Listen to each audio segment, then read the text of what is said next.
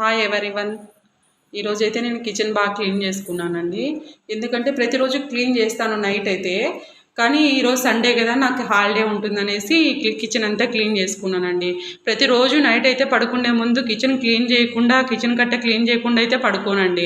ఎందుకంటే మార్నింగ్ లేసేసరికి మనకి కిచెన్ క్లీన్గా ఉంటే మనసు అనేది ప్రశాంతంగా ఉంటుందండి. అందుకే ప్రతిరోజు కిచెన్ క్లీన్ చేసుకొని, మళ్ళీ కిచెన్ కట్ట అంతా క్లీన్ చేసుకొని, ఎంత లేట్ అయినా సరే అండి, 10 అయినా సరే ఎంతైనా సరే నేను కిచెన్ క్లీన్ చేసుకునే పడుకుంటానండి. మళ్ళీ పొద్దున్నే లేసి స్నానం చేసి పాలు పెట్టేసి పూజ చేసేసి మళ్ళీ ఆఫీస్కి టక టిఫిన్ అవన్నీ చేసేసుకొని వెళ్ళిపోతానండి. ఈరోజైతే ఇట్లా చేసుకున్నానండి కిచెను. మీకిన ఈ వీడియో నచ్చితే లైక్, షేర్ అండ్ సబ్స్క్రైబ్ అండి.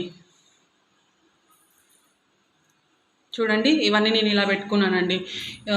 ఎందుకంటే మనకి ఇక్కడ నాకు వీళ్ళు ర్యాక్స్లో ఇట్లా పెట్టుకునేకి స్పూన్స్ అన్నీ పెట్టుకునేకి ఇవ్వలేదండి.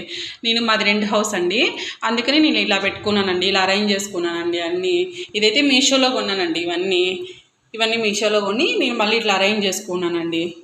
ఇవన్నీ మాటికి కబోర్డ్స్ తీస్తే అవి ఎక్కడ పాడైపోతాయని నేను ఇక్కడ కొంచెం అన్నీ బయట అరేంజ్ చేసుకున్నానండి.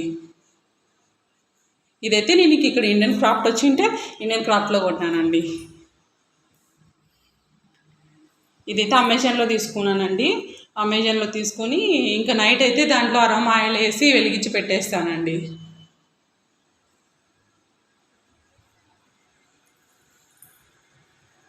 ఇది కూడా అమెజాన్లో ఫ్రూట్స్ బాక్స్ అని నేను ఇది కూడా అమెజాన్లో తీసుకున్నానండి. ఇది 290 రూపీస్ పడిందండి నాకు.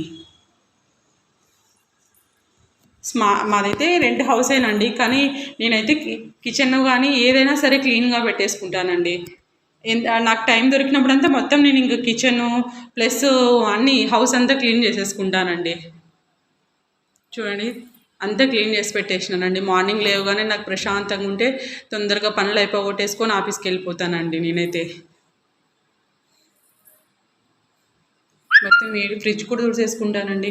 ప్రతి వీక్లీ 1 టైం ఫ్రిడ్జ్ కూడా క్లీన్ చేసుకుంటా, లోపల బయట అంతా క్లీన్ చేస్తానండి. మీకిన ఈ వీడియో నచ్చితే please like, share and subscribe అండి. థ్యాంక్ యూ ఫర్ వాచింగ్ అండి.